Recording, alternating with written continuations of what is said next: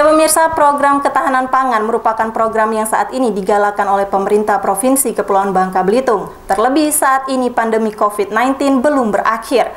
Salah satu komoditas pangan yang mulai digalakan di Provinsi Kepulauan Bangka Belitung adalah sorghum. Sorghum merupakan tanaman pangan serbaguna yang bisa digunakan sebagai pengganti nasi dan pakan ternak. Bentuknya bulat dan ukurannya lebih kecil dari jagung. Untuk mengetahui lebih detail mengenai sorghum, kini telah hadir bersama kita Ketua Asosiasi Petani Penggiat Sorghum Bangka Belitung, Bapak Dedi Hartadi. Selamat pagi Pak Dedi. Pagi Pak. Bagaimana kabarnya hari ini Pak? Baik. Harus tetap semangat Pak di tengah pandemi COVID-19 seperti saat ini Pak. Ya Pak Dedi, Anda sebagai pionir petani sorghum di Bangka Belitung, bagaimana awal mula pertanian sorghum mulai berkembang di Bangka Pak? Permulaan di awal tahun 2007 saya adalah penggiat sorghum. Waktu itu masih menjadi dosen di Universitas Negeri Jakarta. Kemudian di Bangka 2001 itu digiatkan penanaman sorghum yang pertama sekali oleh pemerintah Kabupaten Bangka, karena kita masih Sumsel itu, belum provinsi. Iya, betul. Dicanangkan sudah melakukan uji coba, tapi masih minim pertanggapan dari masyarakat, karena waktu itu masih mindset kita masih bergantung terhadap beras. Iya, betul Pak. Jadi belum sorghum. Iya. Kemudian 2014 pulang saya dari Jakarta dan bergabung di Provinsi Bangka Belitung ini. Saya coba melihat peluang itu dan saya kembangkan kembali. 2016 kita penanaman perdana di Provinsi Bangka Belitung. 2017 sampai dengan sekarang kami memfokuskan khusus untuk sorghum. Itu. Kenapa harus sorghum Pak? Sorghum adalah salah satu makanan superfood yang sangat digandrungi oleh dunia dunia lah, saya katakan, karena ini makanan terbaik karena free gluten. Kemudian dia salah satu substitusi pangan, bahan pokok yang memang sekarang ini pemerintah kita mencarikan alternatif lain terhadap pengganti beras. Pengganti beras ya Pak ya? Ya. Dan kemudian lahan-lahan kritis, karena sorghum ini adalah tawanan paling bandel hitungan saya. Kemudian dia banyak varietas jenisnya, sehingga sangat kemungkinan besar kita bisa kembangkan di Bangka Belitung menghadapi era kerusakan lingkungan kita. Jadi itu yang kita lihat, dan dia multifungsi untuk pangan, untuk kebutuhan manusia sendiri, kemudian untuk pakan, untuk hewan, ternak, karena dia adalah makanan terbaik untuk hewan, pengemukan dan segala macam, dan juga untuk energi. Jadi banyak sekali kegunaan sorghum. Belum dikatakan untuk industri hilirnya nanti. Nah, itu yang nanti kita sudah persiapkan. Kebetulan kami sendiri bersama tim, khususnya saya memang ahli di bidang teknologi sorghum. Lalu Pak, awal mula sorghum di Bangka Belitung ini di mana pertama kali ditanami sorghum itu Pak? Kalau sejarahnya itu di kampung-kampung sudah ada. Oh, dari dulu sudah ada berarti Pak ya, bukan baru-baru saat ini. Jadi zaman penjajahan kita sudah, mungkin orang tua kita, kakek nenek kita sudah mengenal sorghum dengan nama istilah bulgur. Bulgur. Nah, ada juga yang mengatakan gaba. Jadi ada lagi yang mengatakan di kampung-kampung, ya macam-macam bahasa di kampung kita, Bangka ini. Dan salah satu sampai hari ini saya dapat jenis varietas yang memang asli Bangka, yaitu jenis yang terkenal dengan sweet sorghum. Sweet sorghum. Kalau di sini gimana Pak? Oh, yang ini. Itu jadi beras. Ini beras sorghum. Sudah beras sorghum. Sweet sorghum. Kenapa disebut sweet sorghum Pak? Memang batangnya manis, kemudian berasnya yang selama ini kita katakan sangat dicari oleh masyarakat atau dunia. Berarti ini bijinya manis atau tidak Pak? Bijinya masuk manis. Termasuk manis ya. Berarti ini nggak gluten free. Gluten free. Oh, tetap gluten free. Tetap gluten free. Dia bukan glukosa, tapi dia sulfosa. Oh. Jadi untuk orang diet, untuk anak autis dan banyak. Oh iya, anak autis kan karena gula itu salah satu pembangkit energi mereka ya Pak ya. Ya Pak, melihat lamanya Bapak merintis sorghum, kendala yang dialami saat masa-masa awal dalam perintisan sorghum ini apa Pak? Kendala itu perilaku masyarakat sendiri. Perilaku masyarakat. Ya, yang kita ketahui bahwa masyarakat Bangka ini bukan tidak kawah Nusa istilahnya, tapi masyarakat Bangka saya lihat keenakan karena dengan kerja instan. Kemudian untuk pertanian kita memang sorghum ini belum dikenal mereka, jadi merubah mindset dan ketergantungan terhadap bahan beras itu sangat tinggi. Nah ini yang mau kita rubah, kita merubah polanya dan kita kasihkan contoh. Jadi itu kendala utamanya itu. Kedua ya kendalanya alasannya ya permodalan. Sebetulnya bukan soal masalah itu, tapi kemudian banyak juga pengetahuan yang belum tersampaikan. Karena banyak sarjana-sarjana pertanian sendiri, baik pun penyuluh pertanian kita tidak tahu sama sorghum. Jadi itu kendala. Alhamdulillah, tapi berjalan waktu ini sekarang sorghum sudah menjadi populer khususnya di dinas pertanian kita. Awal mula Bapak merintis sorghum ini apakah mendapat penolakan Pak sebetulnya dari masyarakat awalnya? Kalau ditolak sih sebetulnya enggak, tidak ada juga lah, saya katakan sebetulnya welcome. Betul karena saya putra bangka ya, iya. Jadi lebih familiar dan kita coba untuk kalangan kita sendiri. Makanya saya bilang cukup lama saya mengedukasi masyarakat dan memberi contoh. Nah sekali udah contoh, pertanyaan yang kedua terjadi adalah siapa yang beli? Pertanyaan ini kan cuma pertanyaan iya. Tiga. Siapa yang beli? Ya siapa kan? yang beli? Kedua harganya berapa? Harganya berapa, betul? Berapa modalnya? Berapa modalnya? Jadi itu. Jadi saya lihat itu aja. Oke Pak. Belum lama ini, kalau saya nggak salah Pak, belum lama ini Bapak Erzaldi Rosman Johan selaku Gubernur Bangka Belitung melakukan panen raya di Sungai Liat Pak ya. Ini artinya dukungan pemerintah mulai terlihat sedikit demi sedikit nih Pak. Selanjutnya apa yang akan dilakukan untuk memajukan sorghum di Bangka Belitung ini khususnya Pak? Setelah ada perhatian sedikit dari pemerintah, mulai. Sebetulnya Pak Erzaldi Rosman Johan sudah tahu persis sama kita. Dan dia juga sebelum panen di Sungai Liat itu, dia sudah pernah panen. Dia pernah perdana juga di Parit 6, sudah pernah tanam kita di sana. Jadi kalau yang di Sungai Liat itu adalah namanya Pak Bambang. Kebetulan sebatu dia mulai tanam dia ketemu sama saya. Di Lubuk Klik saya tahu persis. Tapi itu tadi kita ya mungkin belum menjadi satu kelompok bersama. Mereka tetap konsultasi sama kita, betul sempat saya ajarkan. Nah, itu saja. Jadi pemerintah sebetulnya sudah welcome. Kebetulan saya orang pemerintah juga. Saya peneliti, saya peneliti juga. Sebetulnya ya cuma mungkin sedikit ada permasalahan yang harus kita rubah mindsetnya sampai itu. Jadi di Bangka ini yang saya bilang tadi kendalanya yaitu apa ya, kita katakan mulai nggak mau, tapi kalau udah mulai mereka yang mau tampil dulu. Mau tampil. Jadi itu, tapi itulah. Oke lah Pak ya, yang penting sorghum mulai dikenal oleh masyarakat. Itu saya pendapat saya gitu. Iya, mau betul. Seperti apa perjalanannya, yang penting akhirnya itu bagaimana sorghum dikenal. Ya, kita berharap masa depan sorghum ini di Bangka Belitung menjadi prioritas. Iya, Pak tadi Bapak menyinggung tentang kelompok sorghum. Ya. Kelompok-kelompok sorghum itu maksudnya gimana Pak? Apa ada kelompok A, B, C atau gimana? Awalnya di sorghum di Babel ini adalah saya mulai. Dan adik-adik saya bilang teman-teman itu bergabung sama saya. Tetapi tadi merasa mungkin sudah bisa, mungkin sudah saya ajakin ke Jakarta dengan segala macam, sudah ini ya akhirnya mulai memisahkan diri. Nah ini yang menjadi kendala bagi kami, khususnya bagi saya untuk menggabungkan kembali, karena kan apa ya, kita harus punya satu desain, grand design ya ke depannya seperti itu.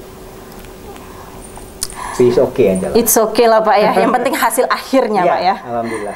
Oke ya pemirsa, sepertinya ya pembicaraan kita semakin menarik. Tapi sebelum itu kita harus rehat sejenak, tetap bersama kami.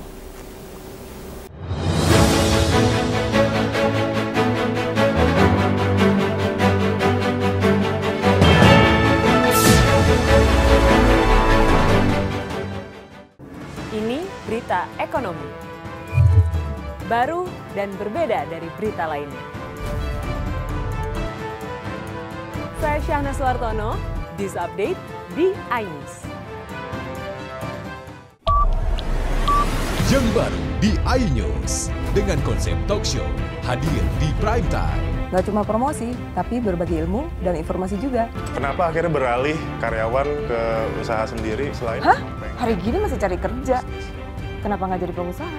Kita mendengar kisah-kisah sukses tadi. Mau jadi pengusaha sukses? Nonton deh Kata Sandi. Kata Sandi, hanya di iNews. Call Me Mel hadir kembali. Ini bagus banget loh. Udah tahu. Kita lanjutin perjalanan kita. Lebih seru dan lebih heboh. Ih, Kenta lu imut banget sih, gak ada Tyson, gue bawa pulang lo. Bukan aku yang milih, kan mereka yang milih aku. Halu. Maafin bucinnya. I love you Indonesia. Oh. Call Me Mel, setiap Senin dan Selasa pukul 20.15. Hanya di iNews.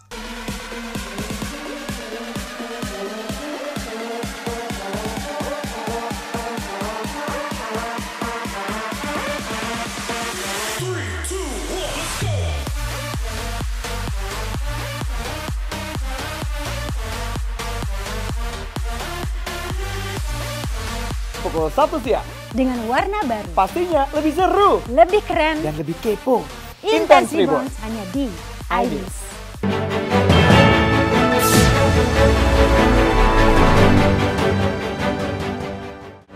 Ya pemirsa, program ketahanan pangan memang harus diprioritaskan oleh pemerintah Provinsi Kepulauan Bangka Belitung. Mengingat provinsi ini sebagian besar komoditas kebutuhan pangannya masih tergantung dari provinsi yang lain. Di sisi lain, saat ini kondisi pandemi COVID-19 yang belum berakhir tentunya masih mengganggu ke seluruh sektor, termasuk sektor pertanian. Lalu apa langkah selanjutnya untuk mengatasi hal ini, khususnya di sektor pertanian sorghum? Ya Pak, kita mulai lagi. Oke, Bapak ini udah bawa banyak sekali ya Pak ya? Ya. Ini macam-macam produk sorghum. Ya, dari hulu sampai hilir. Dari hulu sampai hilir. Kalau yang ini? Itu namanya pupet sorghum atau orang nyebutnya popcorn ya. Kalau bahasa jagung popcorn. Oh, popcorn. Kan jagung. Kalau ini pupet sorghum. Oh, pupet sorghum. Yeah. Sorghum. Oke. Yeah. Ini dari sorghum. Dari sorghum yang dari butiran langsung panen, kemudian kita jemur dengan kualitas kekeringan tertentu, baru kita bisa bikin ini. Oh, jadi sorghum ini bermacam-macam ya Pak ya. Selain bisa dijadikan nasi, pengganti nasi, bisa jadi popcorn. Ini berarti sorghum? Ini yang jenis hitam. Oh, jenis hitam. Ya, berarti sama seperti beras hitam. Iya. Oke, beras hitam. Dan ini juga Bapak bawa ini, maaf. Itu gula arennya. Tapi ini dari sorghum, dari nirah sorghum. Dari batang kita peras, dapatlah niranya. Cairan sorghum kita masak persis kayak gula. Rasanya manis seperti gula. Kalau yang ini yang sudah jadi gula merahnya. Yang kita sebutkan brown sorghum. Brown sorghum. Oke, baiklah, ini gulanya yang sudah ini. Itu masih cair, gula kabungnya, sejenis gula kabung. Masih kental. Dan ada netar sorghum. Kalau ini sebutnya netar sorghum. Netar sorghum. Iya. Oke. Ini gluten free nggak Pak? Semua gluten free. Semua gluten free. Walaupun semanis ini tetap gluten free. Berarti orang diabetes dan lain sebagainya dianjurkan mengkonsumsi sorghum saja Pak ya.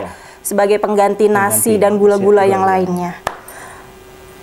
Oke Pak, sebetulnya menanam sorghum di Bangka Belitung itu sulit nggak Pak? Mengingat tanah di Bangka Belitung adalah tanah yang mengandung timah yang lumayan lah, kata orang itu. Ya, alhamdulillah tidak ada masalah. Kenapa saya katakan itu? Karena di sorghum itu ada 42 jenis varietas sorghum yang bisa ditanam di kondisi lahan seperti apapun.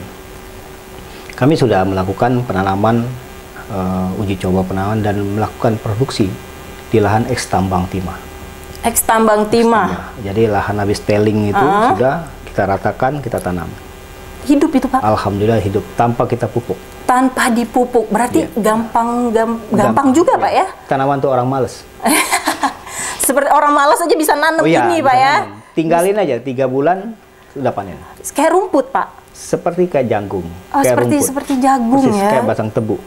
Seperti batang tebu. Jadi ditanemin, ditinggalkan, 3 bulan kemudian kurang lebih datang lagi dia sudah ada. Sudah ada contohnya masalah. Contohnya Bapak sendiri? Teman saya. Binaan saya, kebetulan dia jauh dari rumah, dia tanam di Lubuk. Kemudian dia jarang habis tanam, seminggu di atas tanam dia pulang, dia bantu saya di pabrikasi kita, pengolahan kita. Kemudian mau panen, dia datang lagi ke Lubuk. Di sana dia tinggal panen lagi.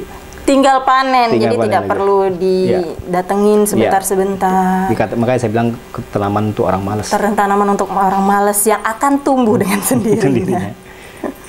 Ya Pak, tentunya orang mau menanam sorghum itu pasti ingin mendapatkan manfaat. Ya pastikan ya. Nah, sebenarnya apa manfaat dari sorghum itu dan nilai ekonomi sorghum itu seperti apa Pak? Dia memiliki dari akar sampai dengan buah itu mempunyai harga semua. Jadi nilai manfaat sangat banyak sekali. Yang jelas nilai manfaat ada penambahan ekonomi pribadi ya, masyarakat sendiri, peluang usaha terbuka lebar. Karena ini dia tanam mungkin untuk konsumsi beras dia sendiri, untuk keluarga dia sudah bisa kepenuhi. Karena satu bonggol itu bisa sampai 2,5 kilo. Satu bonggol 2,5 kilo. Jadi butiran itu. Wah. Jadi kalau kita rawat betul-betul, ya insya Allah dapatlah seperti itu. Dan kami sudah pernah coba di 7 on. Ya. Tapi Pak, misalnya nih Pak, kayak tadi kata Bapak kan, sorghum ini bisa ditanam di eks tambang, tanpa dipupuk, tanpa dirawat.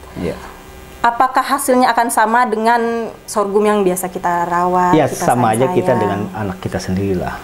Kalau kita kasih makan yang bagus, kita kasih pelayanan bagus, ya dia akan kasih yang bagus tuh. Iya sih. Tapi keunikannya kita nggak bisa tebak.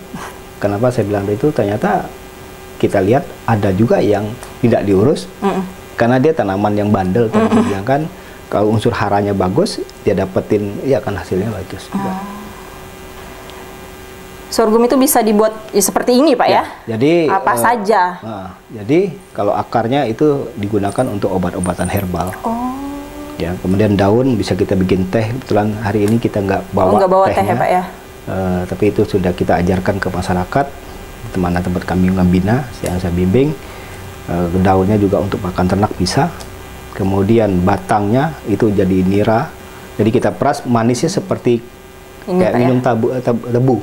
Iya, tahu tebu. Ya, jadi kalau yang ada kan yang digiling di pinggir jalan. Itu langsung kita nanti giling kalau kapan-kapan waktu silakan. Kami besok kami juga akan menanam itu dan akan mengolah nira sorghum. Jadi langsung diminum. Jadi itu bisa peluang baru saya bilang pekerjaan. Jadi tidak perlu harus ini karena manis dan dia tidak gatal di tenggorokan. Nggak nyelekit gitu Pak di tenggorokan. Jadi kayak beda dengan tebu ya. Kadang-kadang kan masih ada. Iya, kadang-kadang masih nyelekit. Kalau ini enggak. Dan dia sangat manis dan baik sekali kesehatan. Kemudian bisa diturunkan lagi, kita masak menjadi nira sorghum.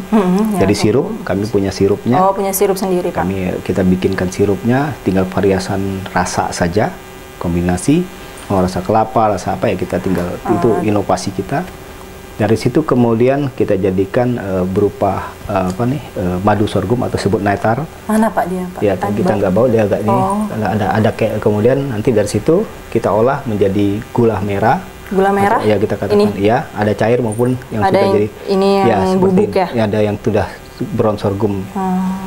Manis sama dan tidak free gluten juga. Kemudian ada kita bikin kecap. Kecap, wah, kecap bermacam. Dari itu tinggal olahannya saja. Jadi kemudian terakhir nira itu bisa juga kalau kita teruskan dia menjadi etanol, bahan bakar energi. Jadi dari satu itu baru batang, niranya. Baru niranya saja, Pak. Ampas batangnya itu bisa kita gunakan untuk pakan ternak. Kemudian bisa juga kita untuk industri hardboard atau bikin papan gitsum segala macam. Nanti tinggal implementasi kita ke depan. Nah, kalau bijinya itu jelas pertama untuk pakan kita sendiri. Jadi beras sorghum diolah menjadi tepung, nah baru turunannya lagi. Ini tepung ya Pak ya? Ya. Maaf. Ini kalau kami nyebutnya mocha sorghum. Jadi ini sudah kayak persis kayak mocha. Rasanya kayak mocha? Iya. Jadi kita bisa bikin sereal. Jadi untuk makan bayi sudah bisa dipakai. Makanan bayi bisa pakai ini. Bubur dibikin bubur sorghum. Wah, luar biasa. Kalau tepung sendiri ya, tepungnya untuk roti dan segala macam. Dan itu salah satu browniesnya. Ya nanti bisa dinikmati brownies bersama. Ini dari semua dari sorghum. Semua dari sorghum. Ya. Jadi gulanya kita gula sorghum, tinggal kombinasi rasanya saja. Oh iya. Jadi kita sudah ada pizza segala macam, kita sudah tinggal UMKM kita udah bina. Kebetulan kulinernya adalah istri saya dan teman-teman tim mereka. Dan sudah berapa kali juara lah untuk ini. Alhamdulillah. Di juara di tingkat mana, Pak? Ya, kalau dikatakan untuk provinsi, kabupaten, malahan sudah masuk, kita nominasi terus. Alhamdulillah kita dapat sambutan dari Forum Resiko Bencana PRB waktu itu, Pak Doni Monardo, diharapkan menjadi bahan pokok nanti kalau ada bencana. Seperti itu. Jadi untuk turunannya banyak sekali. Turunannya banyak sekali ya, Pak ya. Ya. Oke Pak, kita rehat sejenak. Ya. Baik pemirsa, kita rehat sejenak dulu, tetap bersama kami.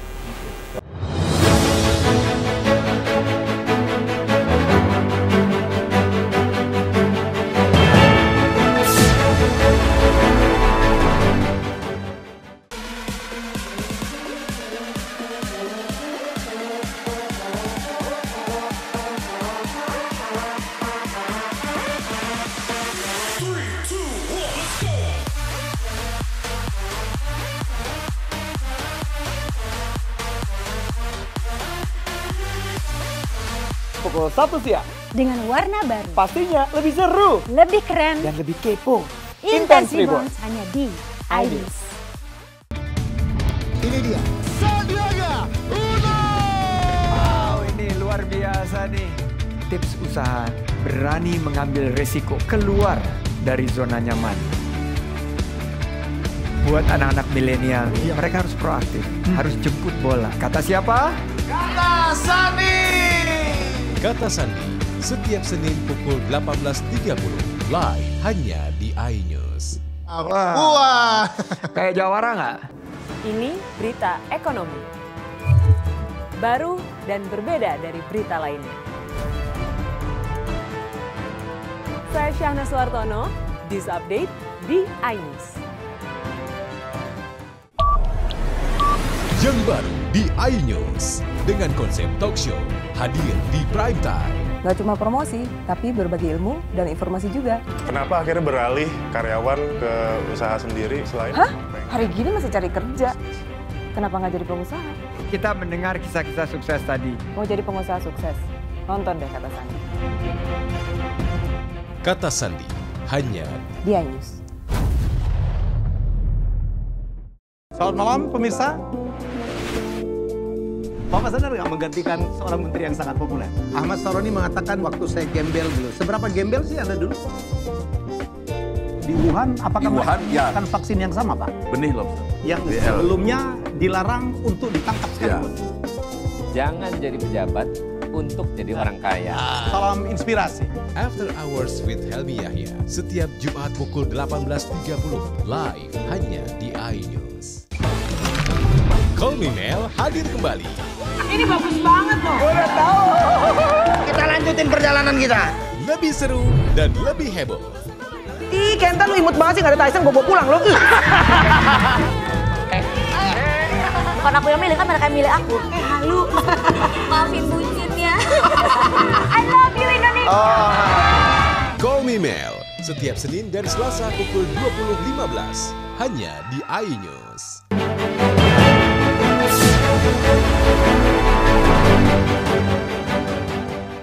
Sorghum bukan makanan pokok di Bangka Belitung, tentunya sulit menjadikan sorghum sebagai komoditas pangan unggulan. Lalu bagaimana langkah selanjutnya untuk memajukan pertanian sorghum di Bangka Belitung? Jika tidak bisa menjadi komoditas unggulan, paling tidak hasilnya bisa mencukupi kebutuhan bagi para petani sorghum. Ya, Pak Dedi. Ya. Bagaimana untuk sistem pemasaran sorghum itu sendiri, Pak? Apakah petani sorghum di Bangka Belitung sudah bisa menikmati hasil dari sorghum ini sendiri, Pak? Alhamdulillah, perbandingan sorghum dengan nilai ekonomis yang kita lihat sekarang ini, harga sorghum yang diterapkan oleh salah satu penampung pembelinya, kebetulan kami di Penggiat juga adalah mempunyai pembeli khusus. Kami sudah kontrak, sebetulnya sudah cukup berapa kali kontrak, tetapi pemenuhan kebutuhannya masih kurang. Nilai ekonomisnya dibandingkan dengan tanaman lain, dia sangat nilai ekonomi tinggi sekali, nilai jualnya juga tinggi. Kami mempunyai harga terendah, kami terima di petani itu di 4.000 per kilo. 4.000 per kilo. Ya, sedangkan 1 hektar itu bisa di 2 ton sampai dengan 7 ton. 2 ton untuk 1 hektar tanah, Pak ya? Tanah itu. Itu hanya untuk Untuk dapat bijinya saja. Bijinya saja. Ya, itu harga biji. Harga biji yang sudah kering dan dirontok oleh mereka yang kita beli itu di harga terendah. Kami punya harga terendah. Harga terendahnya tadi? Harga terendahnya 4.000. 4.000. Kalau harga tertinggi? Tertinggi tergantung kualitas. Jadi, paling bagus? Insya Allah kami targetkan untuk kesejahteraan petani itu di harga 7.000. 7.000 ke depannya. Untuk yang paling bagus ya Pak ya? Tapi untuk paling terendah aja 4.000. Kita punya harga patokan, jadi petani jangan takut nggak dibeli. Jadi sorghum kita itu punya harga terendah dengan standar kita, ya, dengan aturan yang kita tentukan ke mereka. Dan kadang-kadang saya pernah beli di 15.000 sekilo. 15.000 sekilo? Ya. Wah tinggi Pak karena, ya? Karena kebutuhan kita, karena penuh kontrak. Iya sih. Karena memang harga nilai jualnya juga tinggi. Beras sorghum ini sekarang per setengah kilonya rata-rata 17.000. Per setengah kilo untuk saat ini Pak ya? Ini. Sedangkan tadi 1 hektar tanahnya aja bisa bertonton. Iya, betul. Jadi dan biayanya juga rendah. Biaya untuk penanaman rendah. Ini menjanjikan sekali loh Pak. Iya. Sangat menjanjikan karena dari dia usia panennya juga 3 bulan. 3 bulan. Jadi ada yang 2 bulan setengah. 12. Baiklah, jadi 3 bulan sudah panen. Tanam lagi 3 bulan panen lagi. Dia sekali tanam 3 kali panen. Bukan tanam ulang, Mbak. Oh. Jadi ada beberapa jenis sorghum, kayak numbuh, kemudian kawali, super, itu dia ada ratun atau anaknya. Jadi kalau kita tebang atasnya, kemudian kita tebang batangnya, nanti keluar sendiri anak. Lagi. Jadi kita nggak perlu nanam ulang. Sampai 3 kali. Sampai 3 kali. Bisa juga seterusnya. Tetapi kita harus kasih pupuk yang bagus kan. Karena dia nanti bagian beranak dia banyak sekali. Nah itu kelebihannya. Dan setiap jenis punya harga masing-masing. Setiap jenis punya harga masing. Kalau nih Pak, misalnya ini. Ya. Untuk jenis ini tadi itu sangat mahal, Mbak. Oh, ini sangat mahal. Kenapa sangat 4 bulan. Dia panennya 4 bulan. Batangnya tingginya hampir 3 meter, 4 meteran. 3 meter. Batangnya tuh manis sekali, kayak tebu. Besarnya hampir kayak tebu. Nah, ini itu superfood, Mbak. Sebetulnya ini yang kita dapetin produk dari Bangka Belitung asli. Jadi saya dapatkan benih ini di Bangka Belitung. Ini benihnya dari Bangka Belitung dan paling mahal. Dan paling mahal. Nomor 2 nanti yang hitam. Oh, yang hitam. Yang ini Pak ya? Ya, black sorghum. Ya. Black sorghum. Ini untuk ekspor sebetulnya. Oh, ini untuk ekspor. Bisa untuk ekspor, tapi kita sementara waktu kita pakai di sini. Dan cuma perbedaannya ini dia lebih cepat panennya. Kalau ditanam, diambil sebelum buahnya keluar, itu digunakan untuk sapu oleh Jepang. Itu bikin sapu. Jadi sapu Hermada yang namanya, dan bahan kerajinan. Nah, kemudian kalau kita jadi bijinya, ini ya digunakan untuk superfoods-nya Jepang, permintaan Jepang, Arab Saudi. Ini makanan yang paling enak. Paling enak.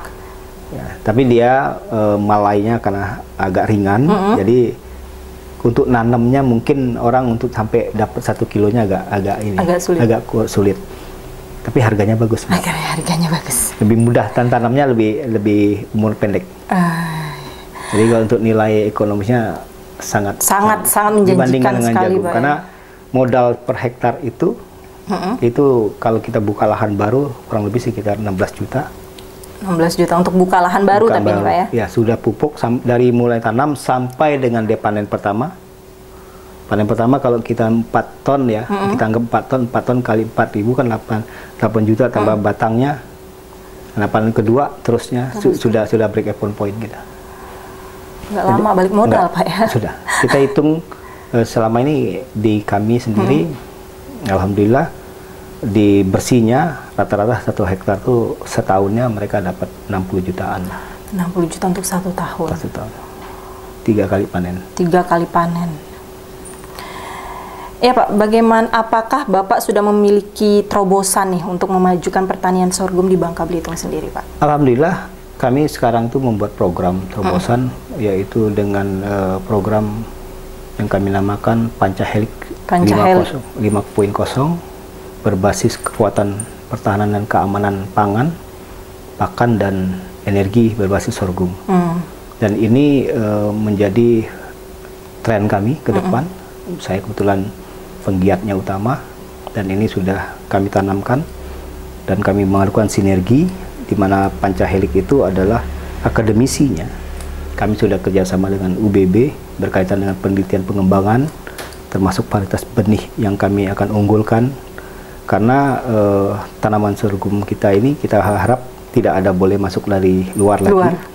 Karena untuk pendapatan masyarakat sendiri dan varietas kita kesesuaian lingkungan kita. Nah, itu kita sudah bicara sama UBB, alhamdulillah disambut baik oleh UBB. Kemudian kita sudah tadi telepon sama teman-teman di Bapeda untuk melakukan FGD, forum diskusi grupnya. Kemudian kami sudah ngajak beberapa pengusaha untuk memberikan pemasaran bantu kami, masyarakat petani kita. Kemudian kita ada komunikasikan dengan komunitas-komunitas, baik alhamdulillah pagi tadi kami sudah berdiskusi dengan rumah aspirasi untuk penyediaan kompos pupuk dan pengolahan pupuk nantinya. Kemudian grup peternakan, karena nanti integrated satu sistem kita sudah siapkan. Dan juga ada pemerintah. Jadi kita minta regulasi pemerintah ke depannya untuk mereka lebih serius lah terhadap sorghum ini. Karena tadi yang kita tahu bahwa ketahanan pangan kita, kekuatan ekonomi kita harus kita bangkitkan, UMKM harus kita bangunkan kembali, dan ini membuka peluang pekerjaan baru. Jadi terobosan kami adalah di sana. Insya Allah tahun ini kami sudah mulai bergerak dan sudah akan ada pabrikasi yang kami siapkan dan kapasitas kurang lebih sekitar 2 ton per jam. Insya Allah ada investasi dari teman-teman siap. Kemudian yang paling utama adalah media, Mbak. Kenapa? Pemahaman masyarakat itu harus penting sekali. Nah, kami terima kasih hari ini dengan media, New TV dan segala macam melalui medsos, dan kegiatan itu harus didokumentasikan sehingga masyarakat tahu dan paham. Oh, ini loh nilai ekonomisnya, kegunaan, manfaat dan segala macam. Nah, kami dengan 5.0 ini karena nanti sudah berkaitan dengan industri. Bukan 4.0 lagi, Mbak. Sekarang ini kebetulan saya orang automation robotik, jadi kami sudah melihat peluang itu. Tadi kontrolnya sudah pakai Android ke depannya seperti itu.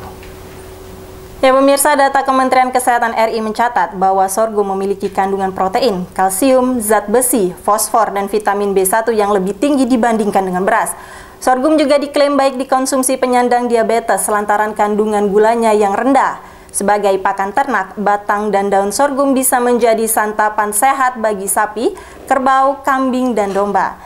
Tidak hanya sebagai bahan pangan saja, sorghum ternyata bisa dimanfaatkan sebagai sumber energi karena menghasilkan etanol. Batang sorghum diketahui menghasilkan nira yang kemudian diolah menjadi gula atau sirup. Nira kemudian difermentasi dan mengalami proses distilasi sehingga menjadi etanol 95%.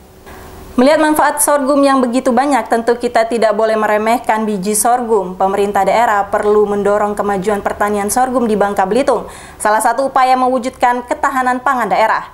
Demikian perbincangan kita bersama Bapak Dedi Hartadi, Ketua Asosiasi Petani Sorghum Bangka Belitung. Semoga bermanfaat dan mencerahkan.